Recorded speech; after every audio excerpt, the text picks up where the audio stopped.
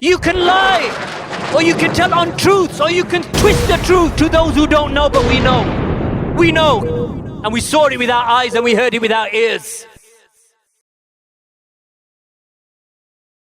So for the very same reason, we should remove those air fresheners, right? And look for the reward in removing those air fresheners and not say, but really it's just an air freshener. What's wrong with an air freshener?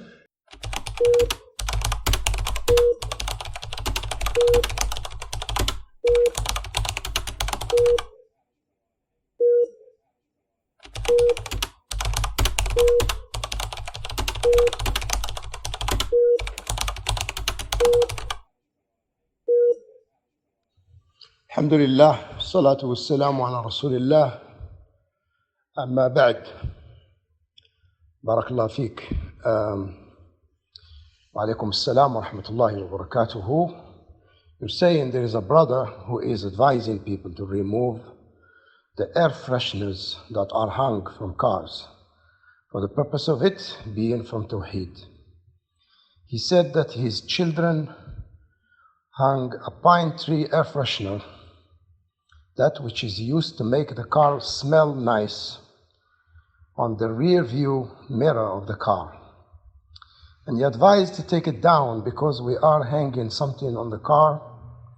He said this is from Tawheed, and his evidence was narrated Abu Bashir al-Ansari, that he was in the company of Allah's Messenger sallallahu alaihi wasallam on some of his journeys.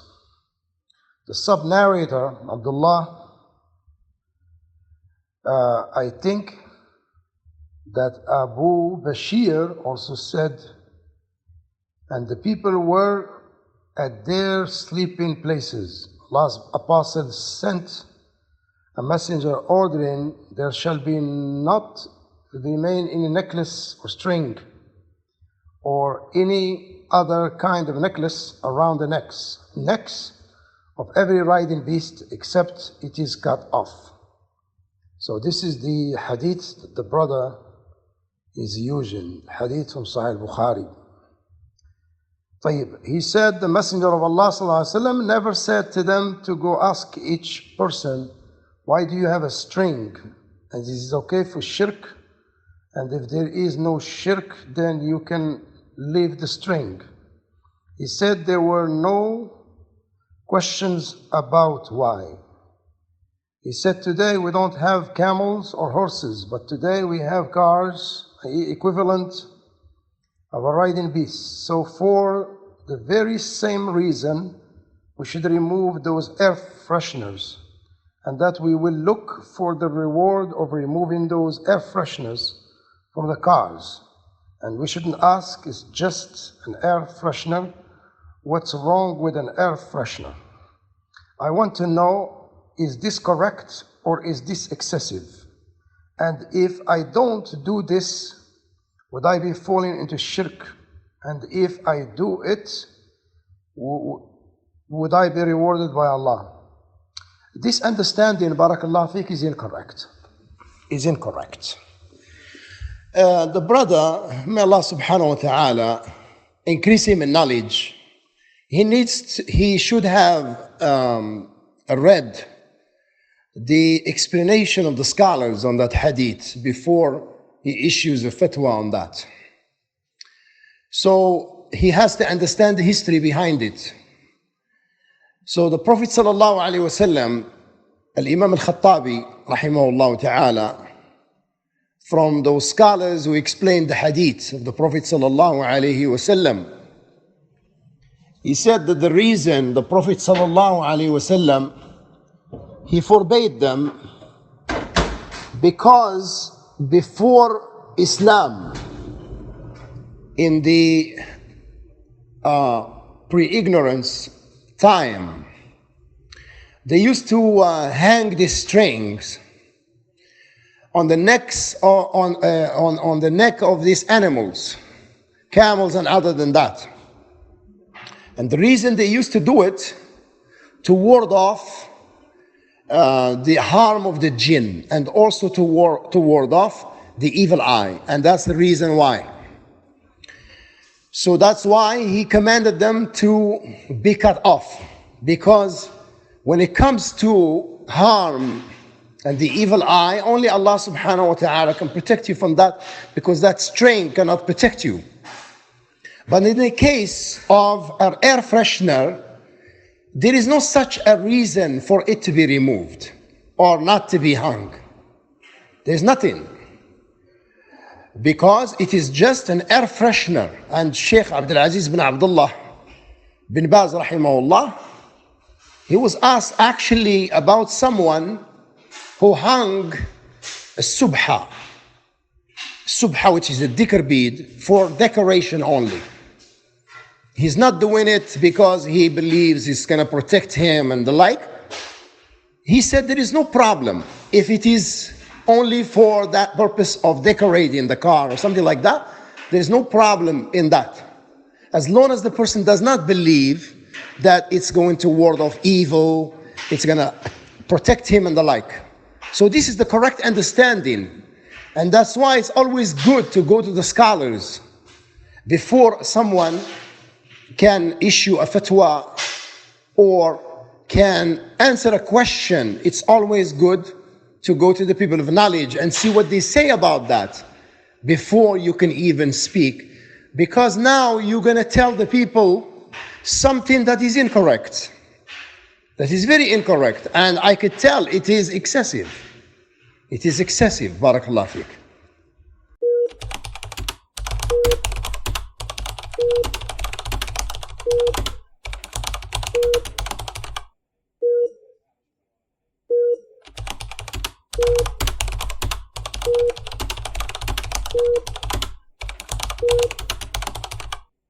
Assalamu alaikum wa rahmatullahi wa barakatuh. Akhi, can you tell me what's the name of this student of knowledge, please? Let me know who he is. The reason I asked you the name of the student of knowledge, because there are some rumors about Ustad Mūsā Richardson. The followers of Al-Umaysan, they're spreading this kalam about him. But Mūsā Richardson, he did not say that. He did not say that hanging air freshener is from shirk. And it is like wearing those amulets and the like. That's why I asked you, because if it is from them, be aware, because they're lying on him. That's why I asked you, Barakallah fiqh. If it's someone else, Allahu A'lam, I don't know. Akhi, it's a lie. It is a lie. Abu Muhammad al-Maghribi, Hafidahullah, just told me that that statement about Abu al-Abbas, Mūsā Richardson, is a lie. Is a lie. So, Barakallah fiqh, don't believe what they're saying. Do not believe what they're saying. And just whoever told you this, tell them to get in contact with Abu al-Abbas, Mūsā Richardson, because it's a lie. Barakallah fiqh, it's a lie. Nah. There's a lot of fitna, because what's going on, the followers of Al-Umaysan, because they have problems with the Salafis, those who support those mashayikh who have been oppressed by Sheikh Muhammad bin Hadi al-Madkhali, and they support Sheikh Rabi' bin Hadi al-Madkhali and Sheikh Ubayd bin Abdullah al-Jabiri, Sheikh Abdullah al-Bukhari, and that's why they're waging a war against the Salafis. They hate Abu al-Abbas Mūsā Richardson, they hate Abu Khadija Abdul Wahid, they hate all the Salafis, those who spread, alhamdulillah, the truth, and they aid those scholars and then students of knowledge who have been oppressed by Sheikh Muhammad bin Hadi, may Allah guide him, and Sheikh Al-Umaysan. So this is what's going on. Don't get caught up in this fitna, and do not send that reply to them. Do not send it to them, because they will use it. So you can, inshallah, suffice with it. You can listen to it, and then you could delete it after that. Barakallah fiqh. But don't spread it, please. I don't give you permission to spread it, because that's going to spread fitna. Barakallah fiqh. It's not good.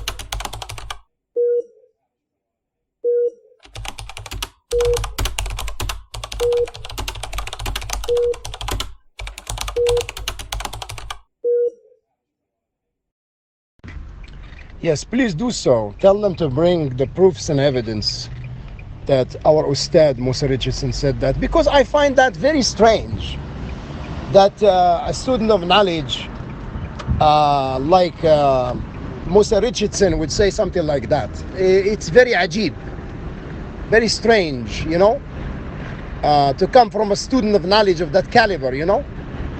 I find it to be very, very strange, and very, very strange. Wallahi, very strange. Tell this person to bring the proofs and evidence from the statement of Mūsā Richardson from his own mouth. I think will be the best. Inshallah ta'ala. Barakallah fi.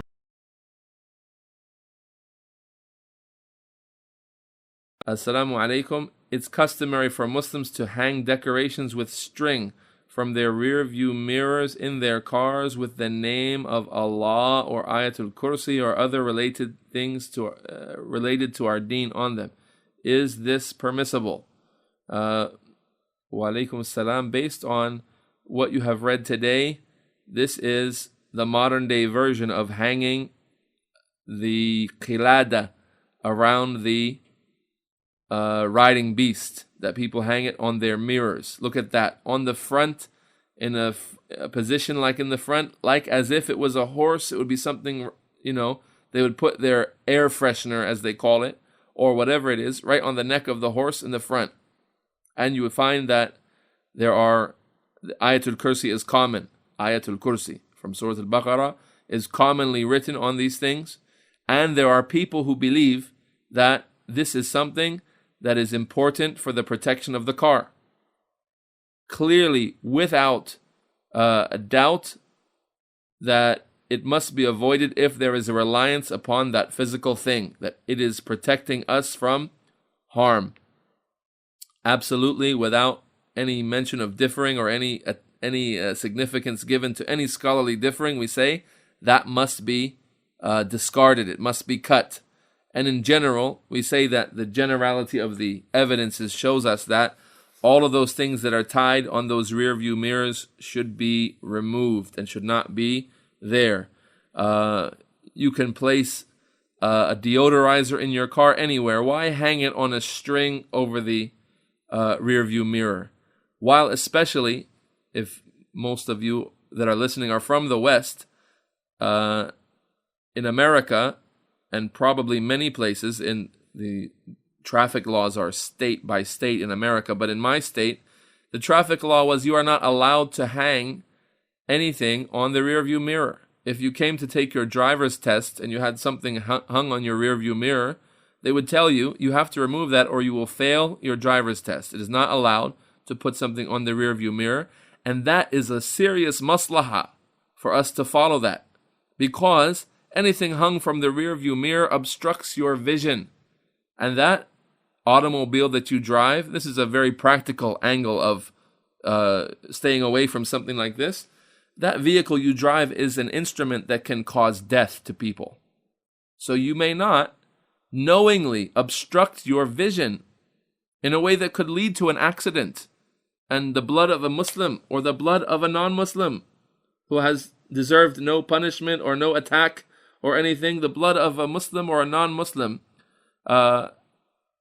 in this case is not permissible. And if an accident was caused and it was deemed that it was negligence by a person who hung something on his rear view mirror and thus did not see, for example, someone walking in front of the car because it was at a blind spot created by a hanging on a rear view mirror, then this case goes to the qadi, and possibly the qadi could judge in this case that the negligence has led to the person being killed or being harmed, and this shows that it is, this makes the case very serious. Alhamdulillah, wassalatu wassalamu ala rasulillah, amma ba'd. Inshallah, I'm going to listen to it and I will let you know, inshallah, bi'idhnillah. Assalamu alaikum wa rahmatullahi wa barakatuh. Akhi, go ahead and read the statement of Al-Ustad Mūsā Richardson. It seems like these people, they don't have fiqh in the deen. They don't understand the statement of the people of knowledge. What he said there, I can summarize it to you.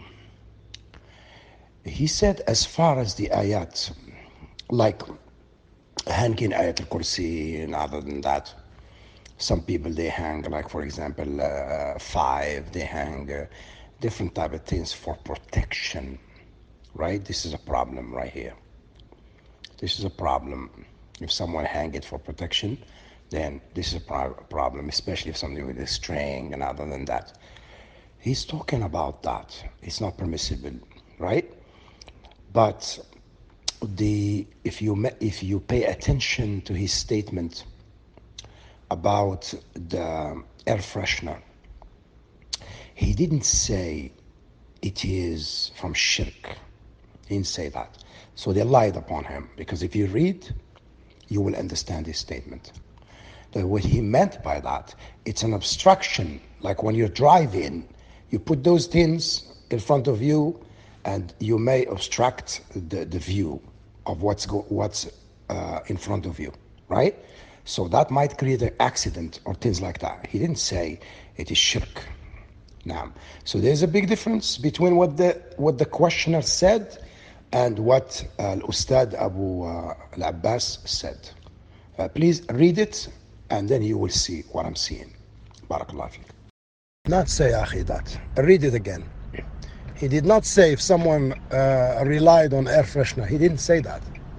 He said if someone relied on those ayats and those things that people hang on the cars. Because if you are from the Arab world, you will know what I'm talking about. Like where I come from, people hang those things in the car, for protection. So if people hang those things and they depend upon them, they don't depend on Allah, this is shirk billah.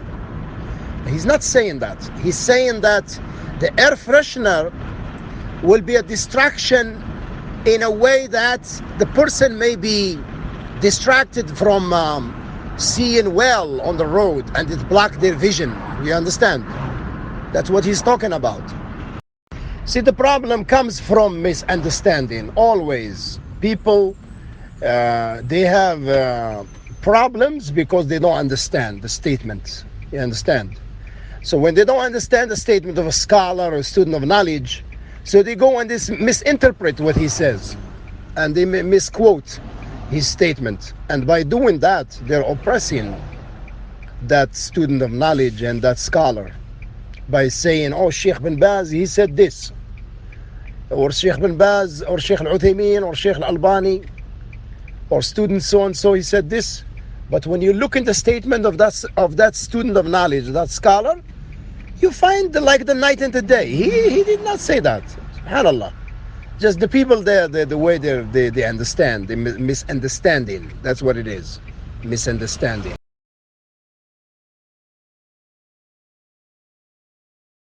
An amulet, yeah? Why? I have in my car, real thing that happened to me over the last 2 weeks. My daughters went into my car to clean out the car as it was in front of the house, and they hung an air freshener on the mirror, the little pine tree thing. Innocent, right? So I told my son, let's take this off and keep it here, and let's not allow anybody to hang the pine tree on the rear view mirror. Why would I do that? Because it's the same thing. We're hanging something on the car, right? Now, you got to understand, it's a pine tree. What's it for? Smell, odor. It's to take care of any bad smell in the car and to make the car smell nice. It's an air freshener, right? So someone would say, really? That's how far you're going to go with this? You're going to remove the air freshener from your rear view mirror? What would be my evidence to say yes, and this is my tawheed, and this is why I do this? What would be my evidence for that? The hanging of the weapons on the tree? Before that, in Kitab al-Tawheed. Before this chapter. Go before this chapter.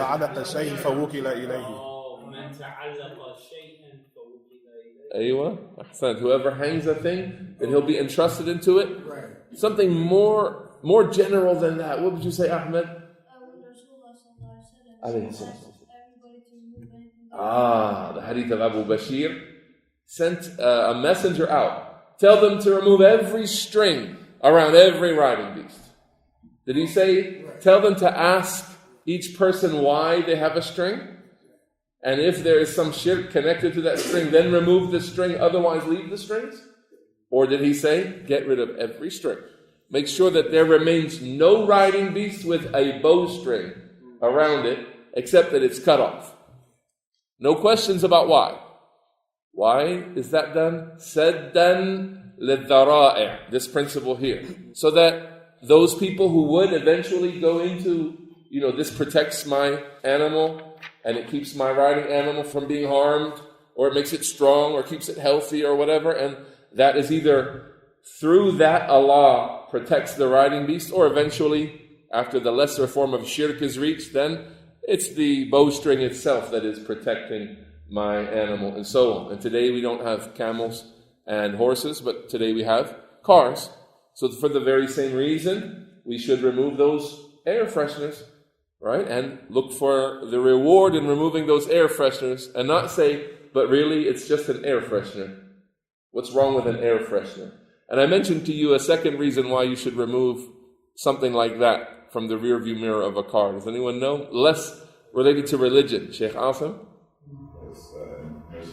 It's in this world. In this world. Well, specifically, in this state, in this commonwealth.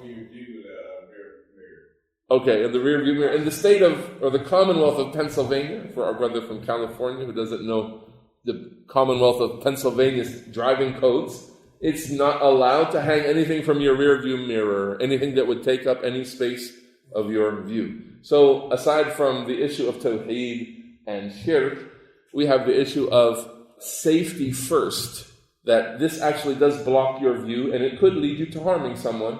There's a small chance of that, but why not remove it, saddan lidhara'i', to block all pathways towards something that would be impermissible. And then after all of that, to comply with code and not to be fined, not to have a chance for an officer to give you a fine. And I think it would be a very, very picky officer that would actually ticket you for something like this, as it's so common. And in general, you're not in great danger for having an air freshener hung on your rear view mirror. But when they want to throw the book at you, they can throw the book at you and they'll know the laws like you wouldn't imagine.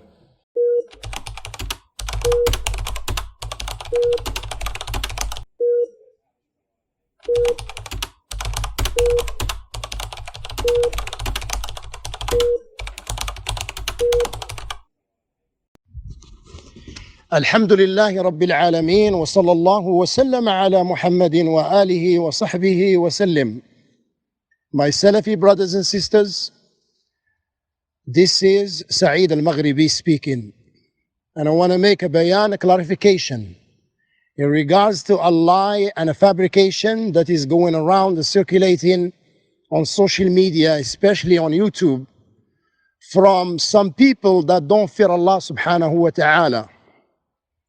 And they're claiming in their video that I am refuting our ustad and our elder, who is bigger than me in knowledge, bigger than me in status, Abu al-Abbas, Mūsā Richardson. And I have nothing to do with this kalam. I have nothing to do with this statement of theirs. They are very deceptive. And they are people that don't fear Allah subhanahu wa ta'ala. I did not say anything about our Ustad Mūsā Richardson except al-khair, good. And as a matter of fact, the day I received a question from one of these fattaneen, may Allah subhanahu wa ta'ala guide him and guide them, I had in my home our guest and our elder and our Ustad, Abu Muhammad al-Maghribi. And I consulted with Abu Muhammad al-Maghribi when this fattan asked me a question. He said that there is some kalam about one of the students of knowledge that he said that hanging air freshener has something to do affect your aqidah and shirk and all these things. And I told him, after I spoke to Abu Muhammad al-Maghribi, and Abu Muhammad al-Maghribi told me that these individuals, they're lying upon our Ustad, Abu al-Abbas, Mūsā Richardson. So I told him, send me this kalam and this statement of the Ustad, Abu al-Abbas, Mūsā Richardson. So when he sent it, I told him, it is not what they say it is. Because these people, they have either a hidden agenda, and they don't like Al-Ustad Abu al-Abbas, and they keep attacking him, or they have su'u al-fahm, that they don't understand the statement and the fatwa of Ahl al-Ilm and the people of knowledge. So I told him, he never said that. He never said that hanging air freshener is from shirk. Subhanallah. So I refuted that. Then how can they come and they have the gut to say that I am refuting our elder and our Ustad, who is much more knowledgeable than me? Who am I? I am nobody in comparison with our Ustad and brother, Abu al-Abbas, Mūsā Richardson. So this is just a Bayān from me, a clarification that this is all a lie. And these people, they're not going to stop lying. They have lied against so many students of knowledge. So I ask all the brothers and sisters, the Salafiyun, to spread this clarification of mine and to be aware of these fataneen, these fitna makers. May Allah subhanahu wa ta'ala grant us all al-ilm al-nafi' wal-amal al-salih wal-ikhlas fi al-qawli wal-amal. Innahu waliyu dhalika wal-qadiru alayh. وصلى الله وسلم على محمد وآله وصحبه وسلم. Shaykh Muhammad bin Salih al-Uthaymeen warns us against 4 harms of ghulu in his explanation of the beginning of this chapter. And I'm going to add 2 more to it that are also from the chapter. The first one he mentions is that when you go to excesses in your religion in praising people too highly, then you give them a station that they don't deserve. So you end up placing someone in a position that he is not entitled to. Placing something in other than its place is known as dhulm. And also the opposite of hikmah, not using wisdom. Wisdom means to place everything in its most appropriate place. So when you raise the status of a person that you love and you want good for, you raise him above his level, you are harming him and you are not exercising hikmah. First harm of ghulu. Secondly, that so often leads to worship of that person. As we have seen in this chapter and as we will go over this week and the next weeks coming insha'Allah ta'ala, we'll see how ghulu leads to the worship of other than Allah. It leads to the worship of those things that you are so infatuated by that you place them higher than the level that they deserve. That brings us to the third point, and that is the nature of ghulu. The nature of going overboard is that it is a snowball effect type of thing. That once you go overboard, you're going to go overboard more and more. You're not going to be satisfied and happy with the one act of going overboard you've done. It's a springboard into more acts of ghulu. And that's why you might say, if you look back at number 2, well, just because I praise someone with more than what they deserve, that doesn't mean I'm going to worship them. Maybe not in the beginning, not with the first act of praise, but as it's built upon more and more. And since it was okay for you to praise him higher than his real level, it will be okay to do that again when you accept that as being his level, which is not really his level. So it goes on and on in a snowball effect, and it lands into polytheism. So it goes on and on without limit. It is like a snowball effect, or it springboards into more ghulu. And fourthly, it obstructs yourself and others from the worship of Allah Ta'ala, from exalting Allah Ta'ala, because of the diversion the shaitan brings the people of focusing on the rank of such and such person, extolling him and praising him with more than he deserves. He can be extolling and praising Allah with what he deserves, yet he's busy focused on the creation of Allah, exaggerating the status of that person and declaring him to be so great. These are the four that Shaykh Muhammad bin Saleh mentions. The third characteristic of Hizbiyin, they have what you call taqdis al-ashkhas, personality worship. Personality worship. And that's why when Shaykh Rabi' bin Hadi al-Madkhali, may Allah subhanahu wa ta'ala speed up his recovery and give him a long life and very good health, when he refuted the figurehead of Ikhwan al-Muslimin, Sayyid Qutb, the most distinguished figurehead of Ikhwan al-Muslimin, and he refuted him, Ikhwan al-Muslimin, they made a big fuss about it because they follow their desires, wal-iyadu billah. And they have this methodology which is personality worship. Even if the Shaykh brought the truth and he clarified the errors of Sayyid Qutb, serious errors like aqidat, wahdat al-wujud, pantheism, or unity of existence, which is the greatest kufr on this planet. And other than that, from his calamities, they started attacking the Shaykh and speaking about him. Why? Because they have this personality worship.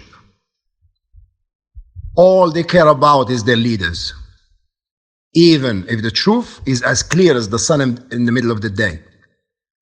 And that's why the ulama, they mention Shaykh Salih bin Fawzan al-Fawzan, hafidahullah ta'ala, when he was explaining the book or risala of Al-Imam Muhammad bin Abdul Wahhab, which I advise all the Salafis to read it, with the commentary of Shaykh Salih bin Fawzan al-Fawzan, Masail al-Jahiliyyah, the aspects of al-Jahiliyyah. And the Shaykh, he spoke about this particular problem which الحزبيين are involved in. He said, لا يعرف الحق بالرجال ولكن يعرف الرجال بالحق. He said that the truth is not to be recognized by personalities, but it should be the other way around. Personalities are to be recognized by the truth. And this is the characteristic of the Salafis. But al-Hizbiyin, they reverse this affair, wal-iyadu billah. The truth is in their leaders, in their figureheads, wal-iyadu billah. So when you refute the leader because he went against al-Kitab wa Sunnah, they're going to make a big uproar and a big fuss about that, and they're going to reject the truth because they have this problem which is called taqdis al-ashkhas, personality worship.